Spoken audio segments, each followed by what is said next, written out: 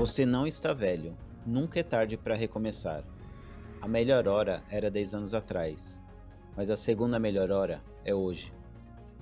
A ideia desse vídeo é um bate-papo direto com vocês, dizer como eu trabalho aqui, com algumas dicas e exemplos reais a partir da nossa experiência.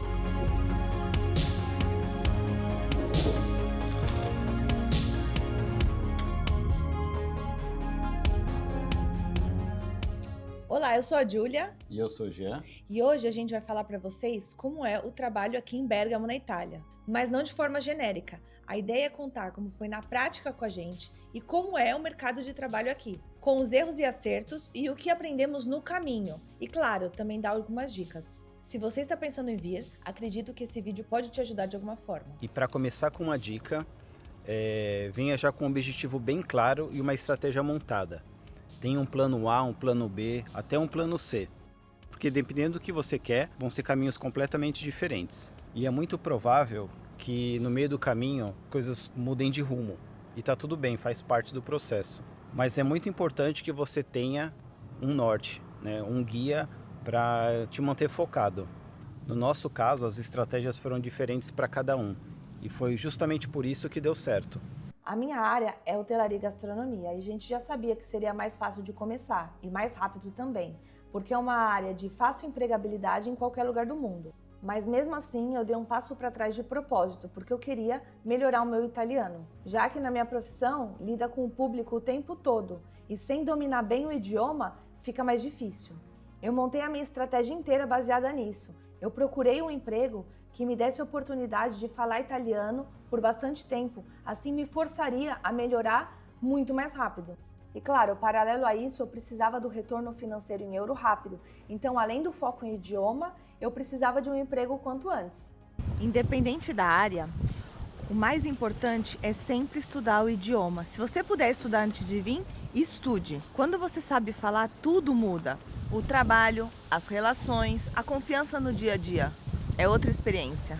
No meu caso, o objetivo inicial, o plano A, também era não abrir mão da minha área, que é arquitetura e construção, independente do cargo, e isso tem um custo, não seria tão rápido como foi com a Giulia. Por isso eu mantive por um tempo o home office do Brasil, enquanto eu buscava aqui. A preparação veio antes da busca, não é só sobre ter um currículo no padrão europeu.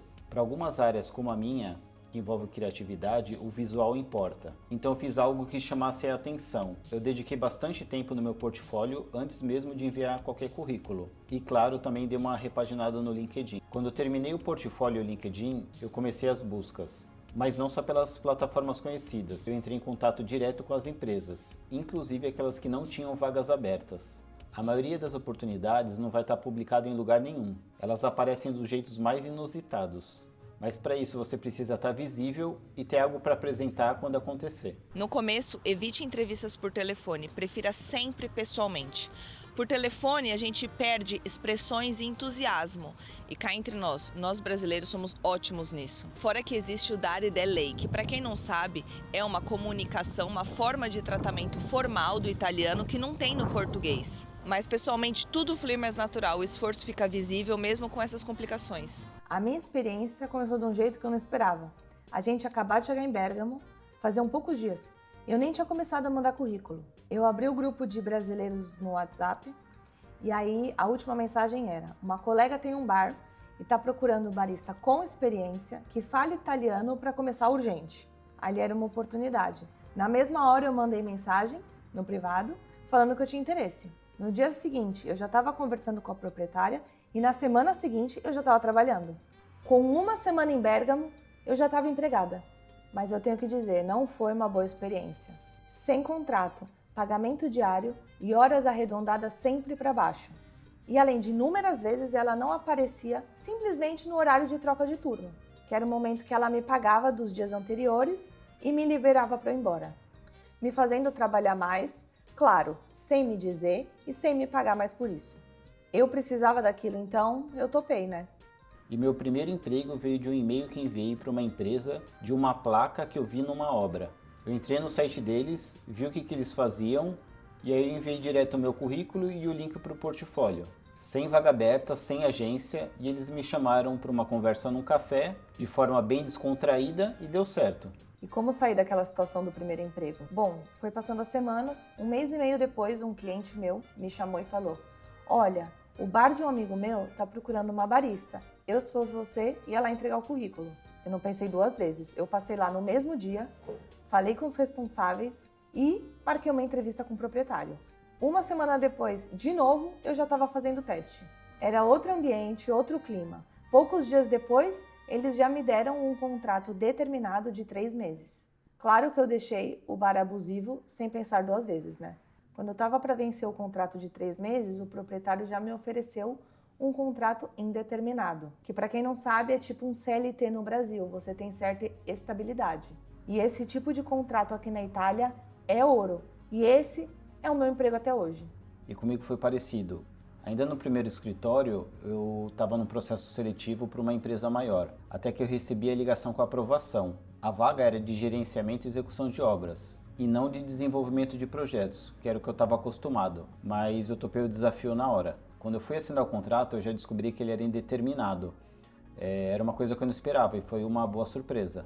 E aqui a gente tem 2 casos diferentes. Nós 2 temos contratos indeterminados, mas com a Júlia foi o seguinte: nesse segundo emprego dela, ela teve um contrato determinado de 3 meses, que era tipo um contrato só para experiência, e aí quando esse contrato terminou, já ofereceram para ela o contrato indeterminado. Então esse contrato, a partir do momento que ela assinou, já tinha validade de um contrato indeterminado. Comigo foi diferente. O primeiro contrato já foi indeterminado, mas lá tinha uma cláusula dizendo que tinha os 3 meses de experiência. Isso significa que durante os 3 meses de experiência, o contrato não teria validade formal. E depois do 3º mês, aí sim já seria um contrato indeterminado formal. Então pode ter diversas situações diferentes com cada um. Tanto no meu caso quanto do Jean, os melhores empregos que foram os segundos, a gente conseguiu por indicação. O boca a boca que funciona. Isso com trabalho, apartamento, com praticamente tudo. Não se apegue muito, curta o processo, que as coisas elas vão acontecendo no caminho. E um ponto importante, a gente costuma ficar fechado no nosso próprio nicho, mas muitas vezes o que as empresas buscam é justamente o contrário. Pensa só, se você ficar muito fechado no seu nicho, geralmente os seus colegas de trabalho vão ter as mesmas habilidades que você. Mas se você tiver habilidades diferentes, terá mais a agregar com conhecimentos que só você tem. Então é justamente isso que te destaca, por isso tente explorar mais fora do seu nicho. Uma coisa que eu adoro aqui são as férias flexíveis. Aqui, a cada mês, você tem direito a 2 folgas. E você pode usar do jeito que você quiser.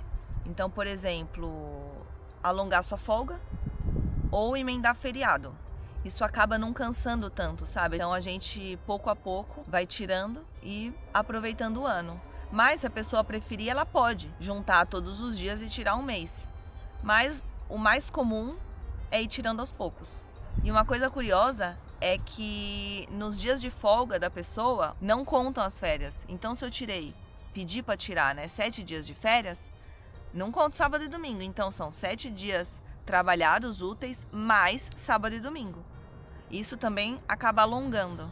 E como é o ambiente de trabalho aqui? Bom, na nossa percepção, aqui tem uma hierarquia bem vertical, que não é muito diferente do Brasil. Mas para a gente, pelo menos que é de São Paulo capital, que é uma cidade mais multicultural, a gente percebe que lá essa hierarquia é um pouquinho menos vertical, para não dizer que é horizontal. E como consequência disso, você vê que eles dão muita importância para títulos, por exemplo. Então, como foi dito a questão do Dare de Lei, se você não usar essa forma, esse tratamento formal com uma pessoa com um título que eles consideram de muita importância, você pode acabar ofendendo, a pessoa acaba se sentindo ofendida por isso. Bom, a gente não acha isso muito legal. Outra coisa é em relação às carteiradas, que vem como consequência disso. No Brasil, não que não tenha no Brasil carteirada, também acontece, mas pelo menos quando isso é público, costuma ser ridicularizado. E aqui não, aqui acaba sendo bem comum. As pessoas reagem como se fosse algo normal. Mas é bem cafona. E outra coisa sobre cultura do trabalho, aquele negócio que tem no Brasil, que é ficar mais tempo no trabalho, né? A mais que o seu horário, para mostrar dedicação, que é uma coisa, assim, é um pouco ultrapassada. E tem uma coisa que eu nunca vi ninguém falando sobre, é a sensação de que aqui você trabalha mais. Mas parte disso vem da gente estar operando o dia todo no idioma que não é o nosso nativo, no caso o italiano. E vai chegar um momento que você vai estar pensando no idioma e muitas vezes até confundindo com o português. E saber lidar com isso muda tudo. E só para fechar essa questão de hierarquia do trabalho, a gente acredita que isso se aplica mais para empresas pequenas, médias e empresas nacionais. Já para quem trabalha em empresas multinacionais, segundo relatos de colegas nossos próximos aqui, isso não se aplica. E assim como a gente comentou no vídeo anterior sobre burocracia, as regras rígidas também são aplicadas no trabalho. Elas em si são ótimas, mas o problema é que elas não são aplicadas iguais para todo mundo. O problema é que somos seres de comparação. Então, vendo que para uns funciona de um jeito e para outros de outro, acaba frustrando muita gente. Agora, um ponto positivo daqui é que qualquer trabalho formal vai te dar dignidade, vai te dar condições de viver e não sobreviver. E uma curiosidade é que, assim, diferente da maioria dos países da Europa, que não tem um salário mínimo estipulado pelo Estado, mas o que tem é uma espécie de sindicato de cada área de trabalho, edificações, hotelaria, gastronomia, e ali sim vai ter um piso salarial, que também vai ser depois classificado por níveis, tanto de escolaridade quanto de experiência. E isso é uma forma bem organizada e justa também. Outro ponto bastante relevante aqui é sobre as formalidades do trabalho. Aqui você vai precisar de curso para tudo, né? Então, assim, para manusear algum tipo de produto, para entrar numa obra, por exemplo, você tem que ter o básico ali de segurança do trabalho.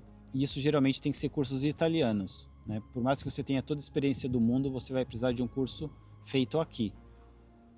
Mas às vezes muitos desses cursos podem ser feitos online, né? Às vezes não duram também nem uma semana, então é bem tranquilo, é mais uma papelada mesmo para comprovar. Outro ponto bem relevante é sobre validação do diploma. Isso costuma ser uma dúvida muito frequente aqui.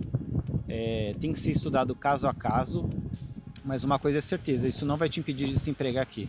Mas claro, tudo depende do cargo que você está aplicando.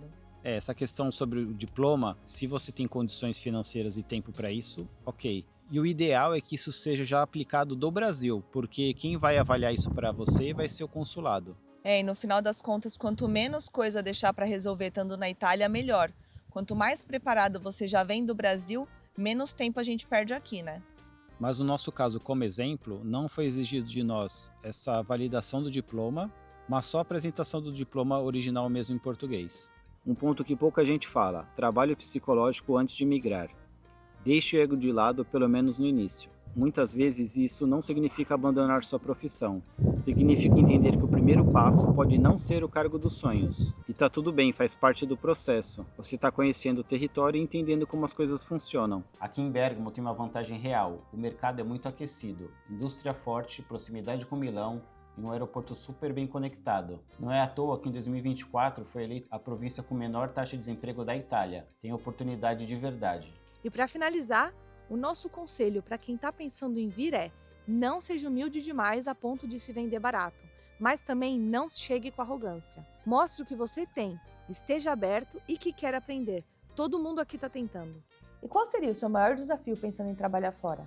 Deixa aí nos comentários que a gente lê e responde tudo. E se esse vídeo te ajudou, já deixa um like e salva ele para poder revisitar depois. E não se esqueça de se inscrever nesse canal caso ainda não seja inscrito.